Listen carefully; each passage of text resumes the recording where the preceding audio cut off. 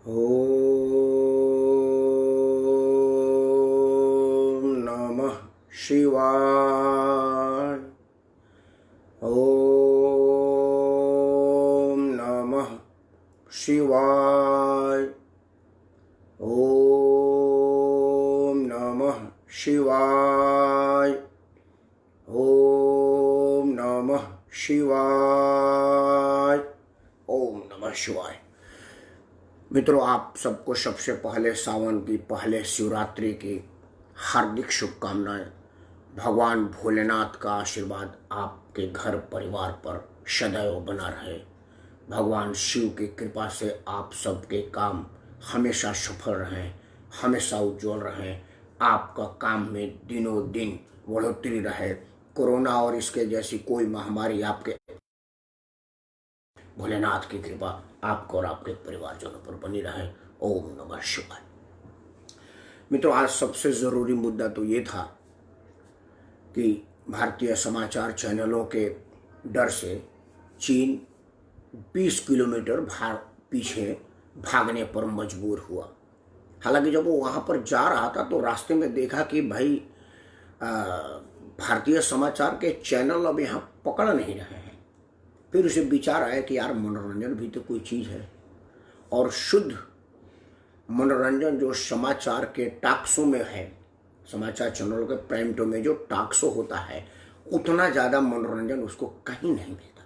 मैं भी जब भी मुझे लगता है कि अगर उच्च रक्तचाप मतलब हाई ब्लड प्रेशर के कोई आशंका मेरे को घेरने की प्रतीक जैसा होता है, तो मैं समाचार चैनल के टॉक शो देख लेता हूँ। उसके बाद जब बहुत ज़्यादा देखता हूँ कि यार लगता है दिमाग बिल्कुल ठंडा गया है, तो मैं कुछ और चैनल का भी देखूँ, क्योंकि हमारे समाचार चैनल के टॉक शो आपका दिमाग गर्म कर सकता है, ठंडा कर सकता है, हंसा सकता है, रुला सकता है। मतलब ट्रेजेडी, कॉमेडी, इमोशन, सब कुछ समाचार चैनल के टॉक शो में है। चीनी सेना भी उस टॉक शो के मुंह से अपने आप को हटा नहीं पाई, इसलिए वो 20 किलोमीटर की जगह 2 किलोमीटर जाकर के रुक गई है। ये है हमारे समाचार चैनलों की पावर। धन्य है आप, हमारे भारत की मीडिया। बारंबार प्रणाम। चर्चा इसी पर होना था क्योंकि आज डोभाल साहब का मेहनत रंग लग गया। लगातार 2 घंटे तक चीन के विदेश मंत्री से बात करने के बाद दोनों लोगों की सहमति बनी कि चीन सेना और भारतीय सेना अपनी अपनी सीमाओं के बफर जोन से पीछे जाएंगे, ताकि वो आमना सामना का जो माहौल आ गया था, जिसमें कुछ लोग इधर से भी वीर गति को प्राप्त हुए थे और उधर से भी, वो दोबारा न हो। इसका कई कारण हो सकता है। सबसे पहले तो 1962 में भी चीन की सेना इसी गलवान घाटी, इसी जहाँ ये टसल हुआ है, इसी से पीछे गई थी, लेकिन उसके 3-4 महीने बाद भी पूरी दल बल के साथ आकर के भारत पर आक्रमण कर दिया था और युद्ध का परिणाम बदल दिया था। नतीजा हमारे अपेक्षा में नहीं आया था। तो हमें अपना इतिहास याद रखना चाहिए, आसान नहीं मान लेना चाहिए। इसको ध्यान रखने की जरूरत है, क्योंकि ये चीन है। चीन और चालाकी और चालबाजी उसके नाम नहीं है, उसका नाम का पर्यायवाची है। इसलिए हमें बहुत ज़्यादा श्योर हो जाने, निश्चिंत हो जाने की जरूरत नहीं है। 62 को याद रखिएगा। कुछ समाचार चैनल वाले बता रहे हैं कि भाई ऐप बंद करने, बिजनेस बंद करने, अंतर्राष्ट्रीय दबाव से चीन आया है। चीन केचुआ है, ये दबाव विवाह से नहीं होता। ये 2 भाग काट देने पर भी एक बार जिंदा रहता है। आप लोग देखते हो ना, हमें केचुआ होता है, उसको काट दीजिए, तब भी जो एक इधर भागेगा और दूसरा उधर, वो दोनों तरफ से भागता है। तो चीन को मैं इतना सस्ते में और आसान में नहीं लेता। इसलिए हमारी सेना ये जानती है, मुझसे ज़्यादा मेरी सेना समझदार है, उसको अनुभव है, इसलिए उस पर मुझे भरोसा है, वो उसका माकूल जवाब देंगे। मित्रों, आज बात सबसे ज़रूरी ये भी था कि उत्तर प्रदेश के वो चौबे जी, दुबे जी, तिवारी जी, पांडे जी, वाजपेयी जी और अग्निहोत्री जी, मतलब ये सारे श्रेष्ठ ब्राह्मण जी लोगों की आपस की जो टसल्स है, उसमें मिश्र का भी प्राण गया है। इन सब में कुछ कम अकल बेवकूफ़ लोग जातीय एंगल ढूंढ रहे हैं, जातीय एंगल लगा रहे हैं कि ये मरा तो वो मरा, तो वो नहीं मरा, फलाना ढिमाका। आज का हेडिंग मेरा चारित्र चरित्र और चेहरे पे है, राजनीति गिरती मर्यादाओं पर है। उसमें ना कुछ वीडियो आने लगा है। अब तो कई इंटरव्यू आ गया उस विकास का, उसने कई इंटरव्यू टीवी पर हर चैनल पर आ रहा है। उन्हें 90 में कौन से दिया, 2000 में कौन से, 2004 में कौन से दिया। एक इंटरव्यू का बड़ा जोर चल रहा है, बड़ा उसका जोर शोर से प्रचार हो रहा है, हर चैनल पर दिखाया जा रहा है। उसने 2 लोगों का नाम रखा है, इत्तेफाक से दोनों भारतीय जनता पार्टी के विधायक हैं। मैं भी अगर किसी अपराध में पकड़ा जाऊंगा तो मैं कोशिश करूंगा मोदी और अमित शाह का नाम लूं, मैं काहे किसी ऐसे आदमी का नाम लूं जो मरा हुआ है। ये बिल्कुल क्रिमिनल की साइकोलॉजी है। हमारे समाचार चैनल वाली ये बात नहीं समझ पा रहे, पता नहीं क्यों। मैं समझ पा रहा हूं कि क्रिमिनल साइकोलॉजी है कि वो आखिर किसी मरे हुए, वो कहता कि मेरा राकेश परमार से जान पहचान है, जो रोज फेसबुक पर 10 बजे आता है। कौन पूछता मेरे को, कौन जानता कि कौन है परमार। लेकिन अगर वो भारतीय जनता पार्टी के मोदी जी का नाम लेता तो लोग निकालने लगते। मैं मोदी से तो कम मिलने गया, वो तो गुजरात के मुख्यमंत्री थे। उसके बाद मुख्यमंत्री बने के तुरंत बाद उनका टाइट सिक्योरिटी हो गया, क्योंकि देश भर के मुख्यमंत्री में सबसे ज़्यादा हाई सिक्योर्ड मुख्यमंत्री थे वो। उसके बाद तो प्रधानमंत्री आए तो हवा भी बिना स्पीच से पूछ के क्या नहीं जाती, तू कैसे चला गया। तो वो सातिर आदमी, उसने मोदी जी का नाम नहीं लिया। अमित शाह का नाम इसलिए नहीं लिया तो अमित शाह तो अब राजनीति में थे ही नहीं जब ये अपराधी था। वो राजनाथ जी का नाम नहीं लिया क्योंकि राजनाथ जी मुख्यमंत्री थे, ये कुछ दिन तक नहीं थे, तब भी उनकी टाइट सिक्योरिटी थी। कहीं आने जाने लोगों का नाम लिखा जाता था। वो अंत में एक विधायक का नाम लिया जो जिनके यहाँ इस तरह की बात नहीं थी, और वो सेट भी हो रहा था क्योंकि वहीं का लोकल विधायक थे। हालांकि मैं ये मानता हूँ, मेरा हेडलाइन भी है कि राजनीति में मर्यादाएं बिल्कुल टूट रहे हैं, गिर रहे हैं, गुंडाओं का राजनीतिकरण और राजनीति का गुंडाकरण हो रहा है, वो मैं आगे बताऊंगा। लेकिन फिर भी मैं बिल्कुल भरोसा नहीं कर रहा कि वो जो दुबे कह रहा है वो सत्य है। वो 2 विधायकों को फंसाने का प्रयास कर रहा है, हमें इस बात को समझना चाहिए था। लेकिन हमारी मीडिया पता न कब पौड़ होगी। अगर मान लीजिए वो किसी को कह भी देते, ये जाँच का विषय था। इसको इतनी सार्वजनिक और उन चैनल पर आकर के उन विधायकों का भी इंटरव्यू आ जाना, मैं नहीं समझ पा रहा हूँ कि किस दर्जे की पत्रकारिता हो रही है, ये भगवान जाने।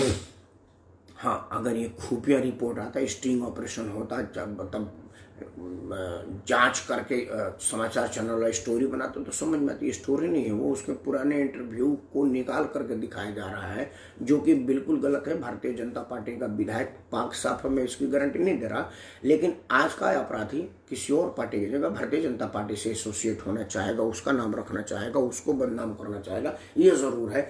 वो तब जबकि वो बहुजन समाज पार्टी से चुनाव लड़ने की तैयारी कर रहा था, बहुजन समाज पार्टी में एसोसिएट था, अखिलेश यादव के पार्टी के लोगों के साथ भी उसका फोटो था, उसने उनके साथ चुनाव लड़ने का भी प्रयास किया था। ऐसे स्थिति में भारतीय जनता पार्टी का नाम लेना ही उसके लिए मुफीद था, ये सब समझते हैं हमारे चैनल वालों के अलावा। चर्चा इस पर भी होनी थी, कुछ बात इस पर भी मैं कहूँगा। मुझे जो सबसे ज़्यादा आज घिनौना लगा, मैं बड़ा घिनौना शब्द इस्तेमाल कर रहा हूँ, मध्य प्रदेश के एक नवे मंत्री बने हैं, तुलसी नाम है उनका।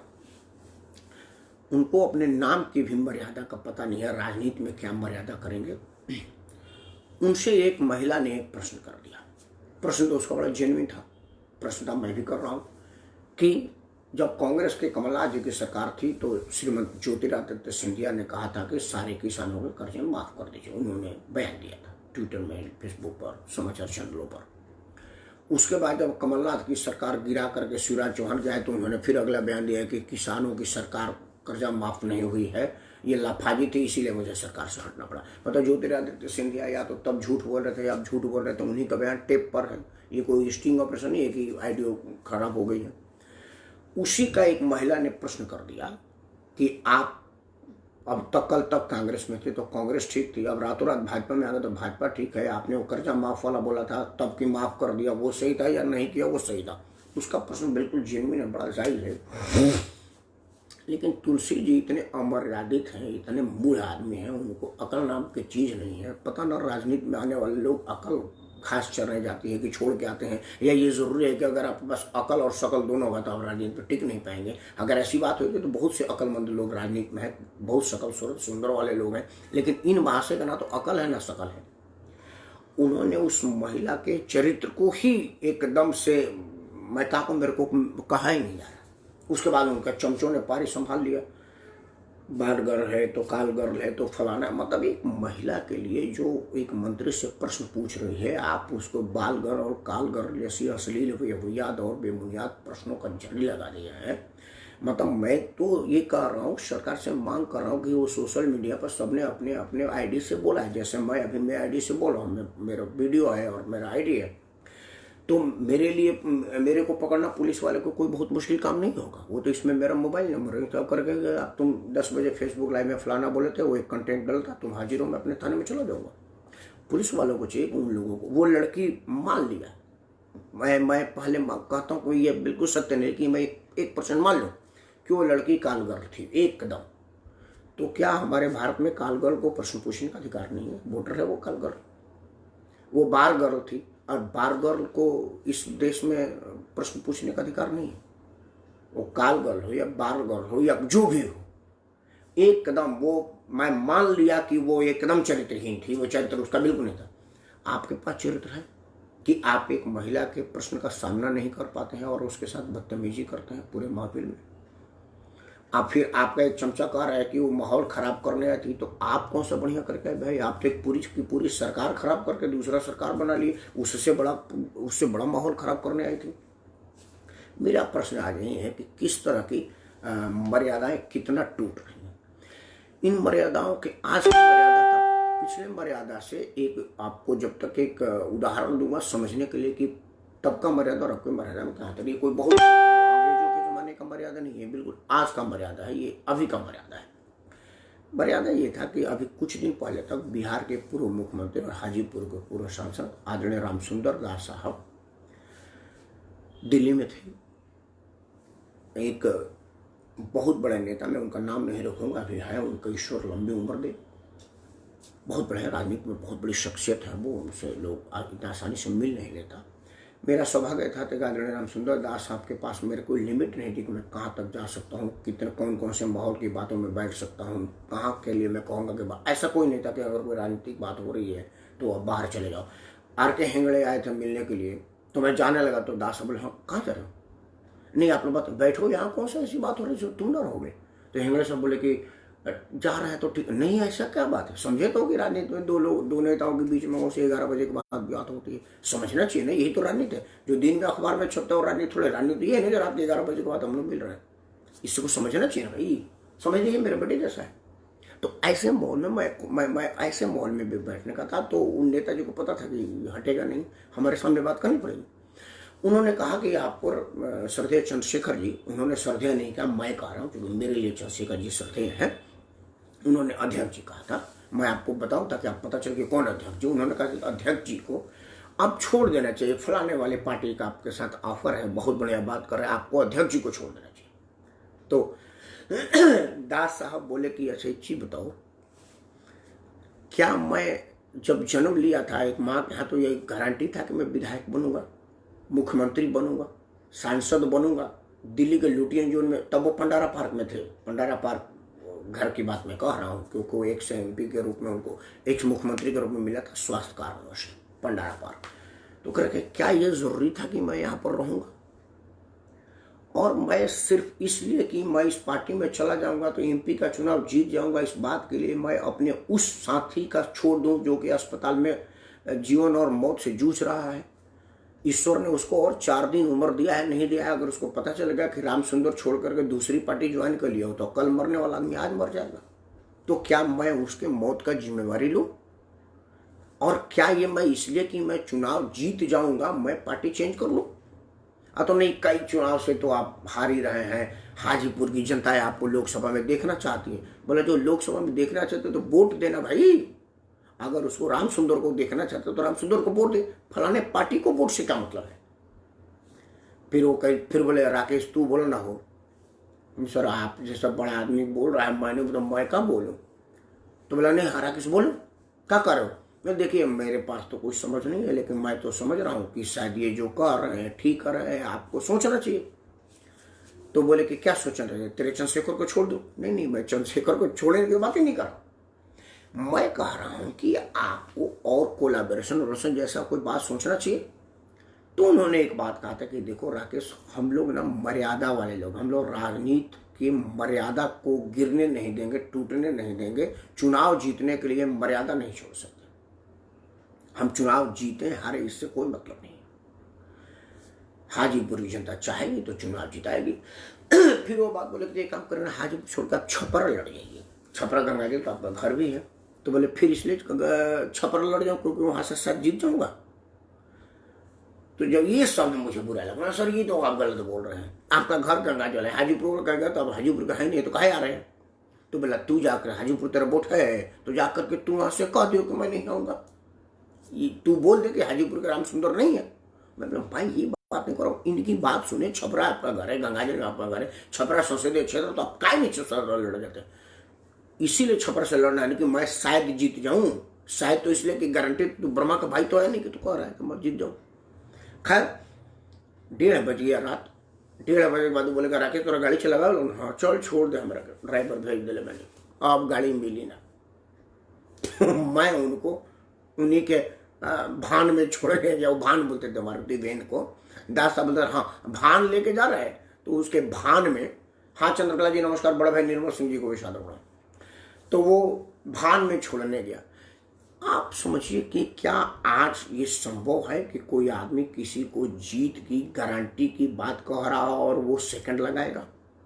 आज मध्य प्रदेश के उस वर्तमान मुख्यमंत्री तुलसी जी जो कल कमलनाथ जी के मंत्री थे, आज वहाँ के मंत्री हैं, उस लड़की का बयान नोट करने वाली बात है। उस लड़की से भी पत्रकार ने पूछा तो उन्होंने बोला कि देखिए इन पर तो कोई फर्क नहीं पड़ा, तब भी मंत्री थे, अब भी मंत्री हैं, फर्क तो हम पर पड़ा ना, हमारा हम वोटर ठगा गया ना, हम वोटर बीइंग वोटर ठगे गए, क्योंकि मैं तब इनको कांग्रेस में मंत्री बनने के लिए वोट देता, आज ये भाजपा में मंत्री बन गए, तो मैं तो ठगी गई ना, मैं बिल्कुल कांग्रेसी वोटर हूं, मैं भाजपा को वोट नहीं दी। मेरे यहाँ अमित सुभाष से बात कैसे हो भाई।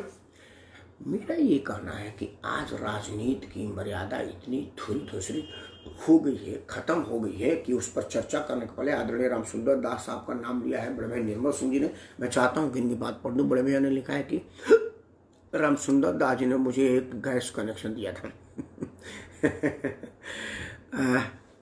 रामसुंदर दास जी पता न किस किस को क्या क्या दिए, वो अपने अलावा बाकी सबको दे देते थे। और वो आपसे नहीं पूछे होंगे कि आप निर्मल सिंह क्षत्रिय हैं तो आपको नहीं देंगे, आप तो बक्सर के हैं। मैं तो बक्सर का चुनाव भी नहीं लड़ता, मैं तो हाजीपुर से हूँ, क्योंकि आप हाजीपुर के नहीं, मैं जानता हूँ आप या तो बलिया के हैं या आरा के हैं या बक्सर के हैं, हाजीपुर से तो बिल्कुल ही नहीं है। निर्मल सिंह जी आपको एक बात बताऊँ, अभी वीरेंद्र बहादुर सिंह जी, हम लोग बच्चा सिंह जानते हैं, आप एक इनके विषय में जान लीजिए कि वीरेंद्र बहादुर सिंह जी के दादाजी फ्रीडम फाइटर थे।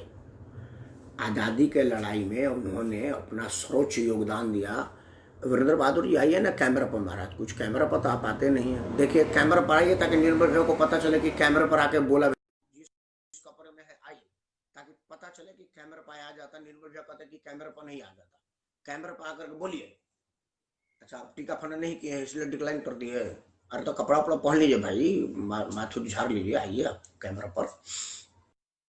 अपनी सर्वोच्च लगा करके हाई स्कूल बनावे, इंटर कॉलेज बनाए।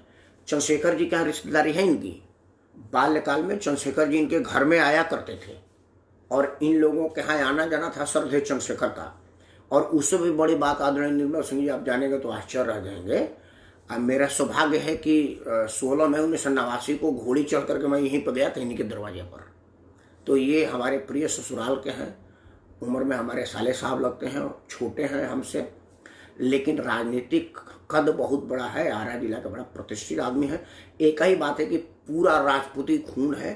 15 मिनट में कहेंगे कि नीतीश कुमार को ठीक कर दूंगा, 15 मिनट में कहेंगे नीतीश कुमार से बढ़िया कोई आदमी ही नहीं है। क्षत्रिय महासभा के पदाधिकारी हैं और प्योर क्षत्रिय हैं। ऐसे लोग आजकल राजनीति में फिट हो नहीं पा रहे हैं। मैं ये चाहूँगा कि श्री बाचा सिंह जी, जो वीरेंद्र बहादुर सिंह वैसे इनका नाम है, लेकिन हम लोग तो इनको बचा बाबू ही कहते हैं, तो बचा बाबू जैसे लोग ये अपने दादाजी के उस चैन को लेकर के कंधे पे घूम रहे हैं जिन्होंने जमीन उमीन बेच करके स्कूल चलवा दिया था, तो अभी तक वो उसी चैन को लेकर के घूम रहे हैं।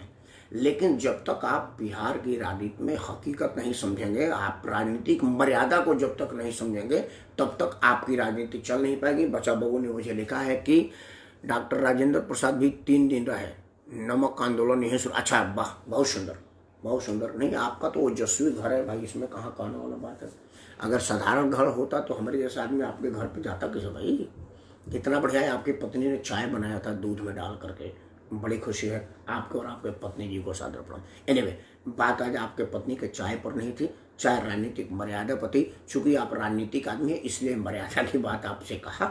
स्वतंत्रता सेनानी परिवार से आप आते हैं, आपके दादा परदादा ने अपना पैसा खर्चा करके स्कूल बनवाया था, ये बहुत बड़ी प्रतिष्ठा की बात है। जरूर बात है, ये मिलेगा आपको, ये कहीं नहीं आया। ये जमीन में बोया हुआ बीज है, बड़ा वृक्ष बनेगा। बच्चा वो आप मेहनत करते हैं, करते रहिए।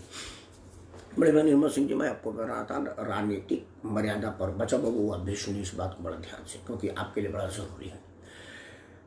राजनीतिक मर्यादा उत्तर प्रदेश से लेकर के बिहार तक जहां भी आप जाइए मर्यादाएं टूट रही हैं।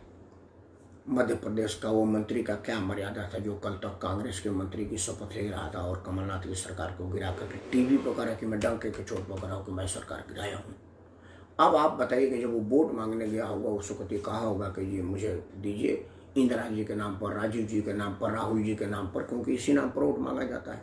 और उसके बाद मोदी जी के नाम पर तो वोट मांगा नहीं होगा, और अब शिवराज चौहान के नाम पर वोट मांग रहा है। जय जयकार उनकी करा वो सरकार करप्ती। आते हैं उत्तर प्रदेश में। उत्तर प्रदेश में या बिहार में, बंगाल में, पूरे हर जगह देश में, हर देश की मैं बात कर रहा हूँ। आज बंगाल में अर्जुन सिंह भारतीय जनता पार्टी पर हमला हुआ है। जब से वो भाजपा ज्वाइन के हमला ही होता रहा है, वो टीवी में आ रहे। इसके पहले जब तृणमूल कांग्रेस में थे तो यही हमले वाले काम अर्जुन सिंह जी करते थे, लेकिन तब वो तृणमूल की तरफ से करते थे, आज उन पर आ रहा है। तो मर्यादा तब दीदी की जय हो या बारी की जय हो। मैं ये बात कर रहा हूँ कि उत्तर प्रदेश के राजनीति में एक अपराधी 1990 से राजनीति में सक्रिय गुंडागर्दी कर रहा है। तब 90 से लेकर के और आज तक मुलायम सिंह जी की सरकार आई गई, मायावती की सरकार आई गई, राम प्रकाश गुप्ता जी की सरकार आई गई, आदरणीय राजनाथ सिंह जी की सरकार आई गई, कल्याण सिंह जी की सरकार आई गई। उसके बाद फिर मायावती की सरकार आई, फिर अखिलेश की सरकार आई, अब योगी जी की सरकार आई है। योगी जी को भी 3-4 साल हो गए।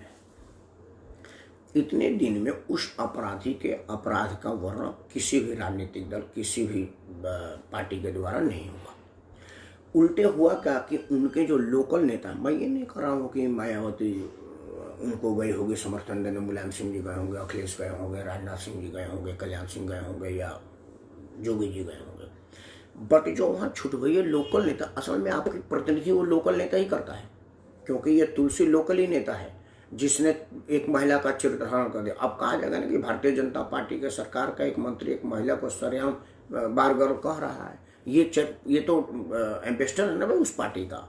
तो जो लोकल नेता होते हैं वो लोगों का एक, मैं भी अपने गांव का रहने वाला आदमी हूँ, मुझे मेरे गांव का गुंडा आदमी है, वो प्रधानी के चुनाव में लड़ता है या नहीं तो लड़वाता है, वो आदमी पूरे इलाके को कर रहा था, लेकिन किसी ने भी उसके गुंडाई को एड्रेस नहीं किया। अब जब वो इतना बड़ा कांड कर दिया तो अब सब लोग उससे अपने आप को हटाने पर लगे हैं और ये कहने पर लगे हैं कि वाह। एक चीज और मर्यादा पर बात कर रहा हूँ मैं। एक चिट्ठी वायरल हुई है कि वो जो सीओ जिनकी हत्या हो गई है, वो सीओ साहब ने अपने पुलिस उच्च अधिकारियों को एक चिट्ठी लिखा हुआ है। अब वो कौन महकमा का अधिकारी था या नेता की दबाव था या राजनीति की दबाव थी, कौन ऐसे लोग थे जो उस चिट्ठी को दबा दिए।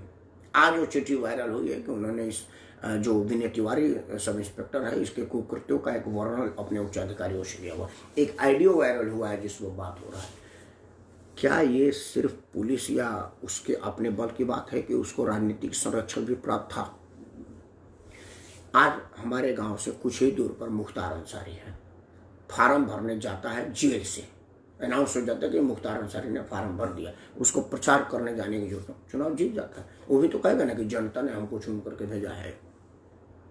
मतलब जनता तो फिर आबू सलेम को भी भेज सकती है, दाऊद इब्राहिम को भी भेज सकती है, क्योंकि हमारी जनता तो महान है। इस टूटते हुए मर्यादाओं पर अगर हम सब लोग चर्चा ना करेंगे, जिम्मेदारी ना करेंगे, तो हमारा देश कहाँ जाएगा। आज चर्चा इसी बात पर थी कि राजनीतिक मर्यादाएं जो टूट रही हैं उसको कौन रोकेगा। निर्मल सिंह जैसा साफ छवि का आदमी, वीरेंद्र बहादुर सिंह जी जैसा साफ छवि का आदमी, अमित जैसा नया होनहार आदमी चुनाव में आवे और ये कहें कि हम मर्यादा के विरुद्ध कोई बात नहीं करेंगे, आपको वोट देना तो दो। मर्यादा के विरुद्ध बात ना करने पर भी चुनाव जीता जा सकता है। अरविंद केजरीवाल ने ये नहीं कहा था कि मैं अपराधी को टिकट दूंगा, वो हालांकि वो बिल्कुल झूठा, कोरा और एकदम निकम्मा साबित हुआ, लेकिन उसने अपने चुनाव में कहा था कि सीट खाली छोड़ दूंगा जी, अपराधी को टिकट नहीं दूंगा। उसने ये कहा था कि मैं बमबानी नहीं करूंगा और तब लोगों ने उसको वोट दिया था। अब देखिए राजनीतिक मर्यादा के लोग कितने मानने वाले, हालांकि राजनीतिक मर्यादा का सत्यानाश केजरीवाल ने कर दिया, उससे ज्यादा राजनीतिक चरित्रहीनता तो किसी ने नहीं दिखाया। कुछ लोग होते हैं जिसकी राजनीति 4 दिन में खराब होती है, 8 दिन में खराब होती है, खराब होते होते होती है, लेकिन केजरीवाल का तो खराब तो उसी तरह से जैसे स्विच ऑन था और ऑफ हो गया, या ऑफ था और ऑन हो गया, मतलब बिल्कुल उस तरह से था केजरीवाल का। लेकिन फिर भी देश की जनता ने जो उसको वोट दिया था ना, वो उसके इसी छवि पर दिया था कि उसने कहा था कि मैं ईमानदारी करूंगा, सीट खाली छोड़ दूंगा, मैं बेईमान को नहीं दूंगा, मैं फलाने को। मतलब देश की जनता ईमानदार को पसंद कर रही है, ईमानदार चाह रही है, नेता लोग ईमानदार को टिकट नहीं दे। पिछले बार 2014 में आप सबने एक बात देखा होगा कि बहुत सारे गुंडा तत्व लोगों को जनता ने नकार दिया था, उनको पार्लियामेंट और विधानसभा में नहीं भेजा था, बहुत कम लोग पहुंचे थे। जबकि उसके उलट उसके पहले वाले में बहुत सारे गुंडों ने चुनाव में टिकट पाने में सफलता हासिल, और उसमें से बहुत सारे संसद में पहुंचने में कामयाबी हासिल की। लेकिन क्या किया जाए, इस देश ने घोषित फूलन देवी को टिकट दिया है, तो उसी देश ने उसी के विरुद्ध मलखान सिंह को टिकट दिया है।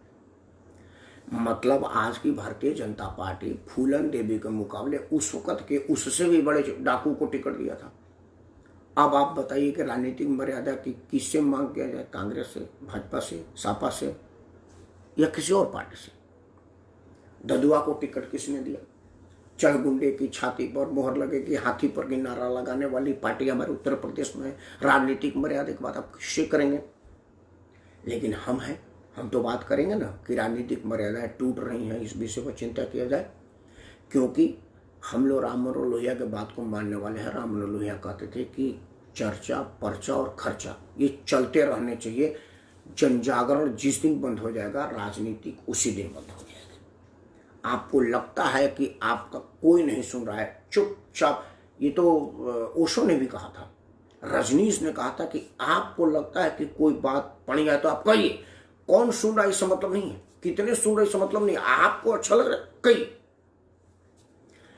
वीडियो आज बहुत ज़्यादा बोलने की जरूरत नहीं है, मर्यादा पर मेरा मन नहीं करता बोलने का। अंत में मैं यही बात बोलूँगा कि मेरी माँ एक बात कहती थी, ईश्वर उसकी आत्मा को शांति दे, प्रारंभिक गुरु है, मैं कली गुरु पूर्णिमा बीता है। मेरी माँ कहती थी कि एक बात समझ में नहीं आता कि तुम्हें किनके साथ हमेशा रहना है, अपने साथ। तुम अपने साथ 24 घंटा हो ना हो, तो तुम कोई ऐसा काम ना करो जिससे तुमको बुरा लगे। इस बात का हमेशा ध्यान रखना, क्योंकि देखो मैं कुछ देर तुम्हारे साथ हूँ, तुम्हारे भाई कुछ देर है, पापा कुछ देर है, तुम्हारी पत्नी भी कुछ देर तुम्हारे साथ है। दिन में अकेले हो तो पत्नी तुम्हारे साथ नहीं है ना, लेकिन तुम तुम्हारे साथ हमेशा हो, तो कुछ ऐसा काम मत करना जो तुमको बुरा लगे। तो मैं ये सोचता हूँ कि अगर चाल चरित्र चेहरा मुझको बुरा लग रहा तो मैं कहूँ, चाहे मेरे आदमी एक आदमी बात सुनो, ये महत्वपूर्ण है। आज उस तुलसी के चरित्र से मैं बड़ा आहत हुआ। आज मुद्दा, मैं अमूमन मुद्दा डिसाइड करके नहीं बोला था, लेकिन आज मुद्दा था उत्तर प्रदेश में अपराधीकरण पर बोलना, लेकिन तुलसी ने आज मेरा मन खट्टा कर दिया। बिल्कुल 9:45 बजे का समाचार, मतलब ये टीवी शुरू करने से पहले ये बात आया था, जिसने उसने कहा था, आज उसी पर बोला था। बड़े भाई निर्मल सिंह ने मेरे को दोबारा मार्गदर्शन देना चाहता हूँ। प्रसंग बस कहना चाहूँगा, तत्कालीन उपराष्ट्रपति भैरव सिंह शेखावत जी राष्ट्रपति पद हेतु चुनाव लड़ रहे थे। मेरा आना जाना अर्जुन सिंह एवं भैरव सिंह शेखावत जी के यहाँ समान रूप से था।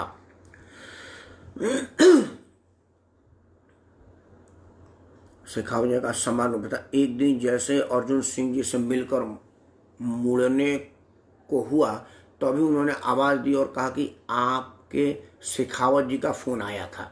मैंने पूछा क्यों? नहीं, वो बोले उन्होंने राष्ट्रपति चुनाव में मदद करने का अनुरोध किया है। मैंने पूछा आपने क्या कहा? वे बोले कि मैंने कहा कि भाई साहब पूरा विरोध करूंगा।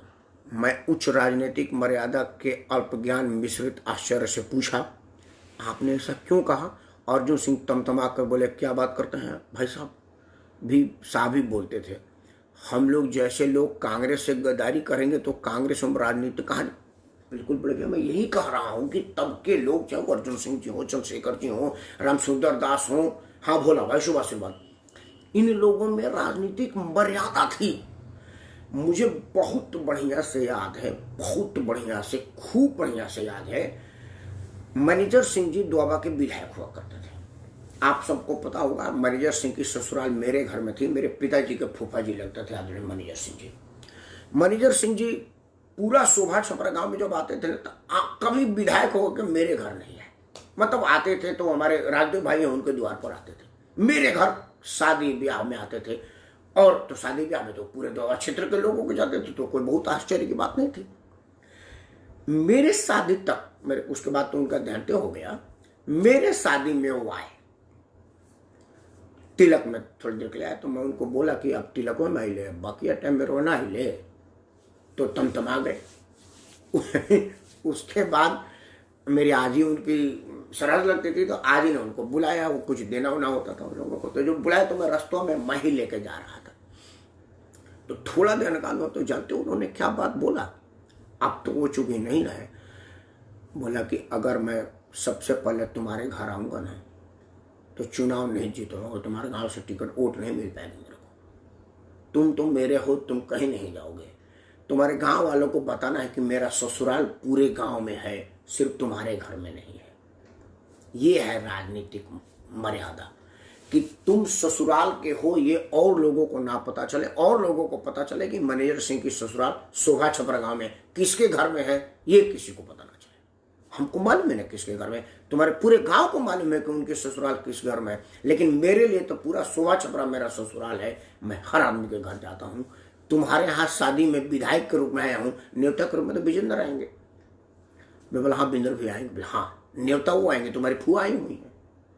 मैं आया हूँ विधायक, क्योंकि विधायक हर जगह जाता है। मैं बोला ये क्लियर करना था। ये थी राजनीतिक मर्यादा।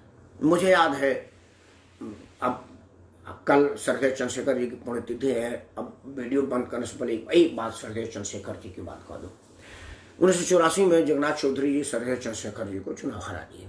कैसे आ रहा है, क्या आ रहा है, ये इतिहास का विषय, उस पर चर्चा करने की जरूरत नहीं है। परिणाम तो ये था ना कि 84 में चंद्रशेखर जी सांसद नहीं थे, जगन्नाथ चौधरी जी थे। एक कार्यक्रम था, वहां मैं था। जगन्नाथ चौधरी जी चूंकि मंत्री थे उत्तर प्रदेश में, और मैनेजर सिंह की वजह से हम लोगों से भी थोड़ी बहुत जान पहचान थी, बहुत बढ़िया हम लोगों को जानते भी थे।